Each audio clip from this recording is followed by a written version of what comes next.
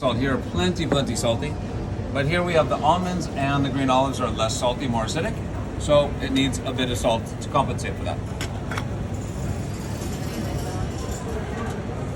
I'm also going to be putting in some raw fresh garlic, which will bring in a little bit of heat to the whole mixture. And freshness, but mainly heat.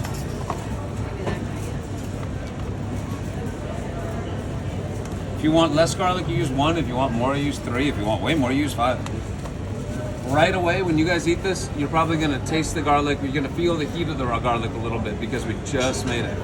But a couple hours later, that heat will mellow out and you'll just have that nice back flavor of the raw garlic that you'll probably never even know is there.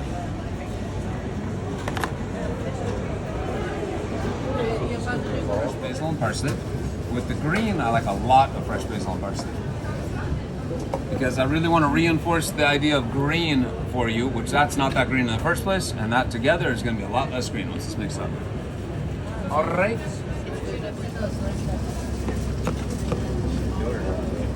This is fish, this one over there, this is vegetable, and then this is really meat.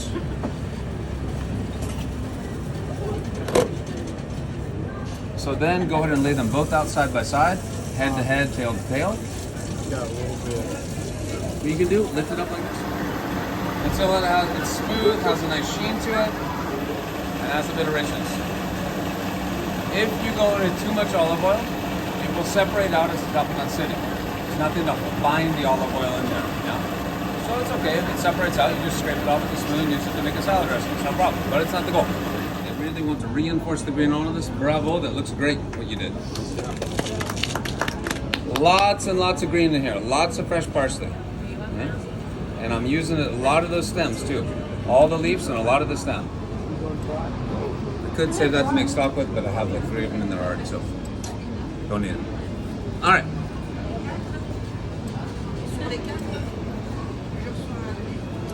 Two to 1 green olives to almonds, basil, garlic, parsley, a little bit of salt.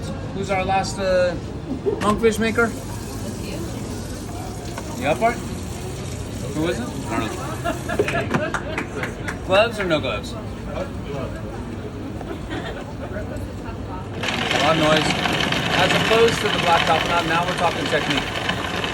Ingredients are important, but now we have almonds involved. Almonds we need to really break down so they're smooth, and more importantly, we need to extract the almond oil into the mixture.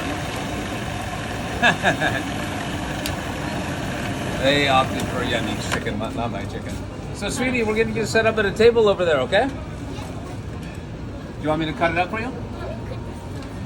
Oh, sure, the sausage, absolutely. You little sweetie. One big sausage.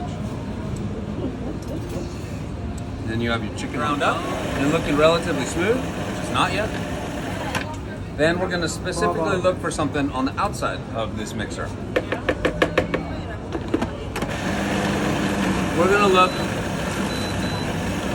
for a creaminess to develop. Okay. We're going to look to start seeing creaminess down here, which means that we have the almond oil mixing into the mass. And then we can start getting serious with olive oil.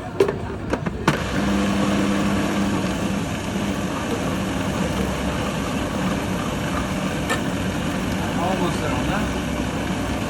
Just split up at the same time.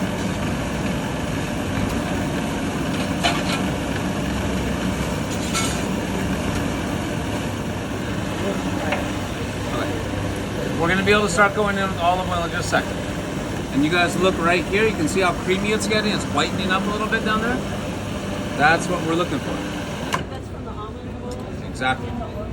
I'm just going to stop it for a second because I need to send this hot in. I call my red wine caramel. It is equal parts red wine and port wine. Red wine, port wine, a little bit of balsamic vinegar, reduced down to caramel. That started out of 1 bottle of red wine, 1 bottle of port wine, about a third of a bottle of balsamic. Je te donne le gumbo en premier et après il y en a l'autre. Et toutes ces autres commandes, je vais attaquer bientôt. T'es là? Je passe direct? You think I'm inside, right? So what we have here with all the almonds, we now have base that we can emulsify into with the olive oil. So we can create a really creamy product, and we're bringing bitterness also in with the olive oil. You have to compensate all that sweetness of the almond. So I used about a quarter of a liter there. Light. Negative calories. Well, I'm sorry? There's only one choice of olive oil. Cold press, first press. And you can get virgin or extra virgin if you like. That's all great. This is all extra virgin. Extra virgin is a test of the acidity level, and so is virgin. And extra virgin is a higher acidity level for a more flavorful oil. That non-cold press, first press, watch your fingers please. Yeah. If it doesn't say first press or cold press, which are the exact same thing, just marketing terms, then don't buy it. Second press olive oil is a gigantic waste of money, and according to every single scientific food science study in the world, very bad for you.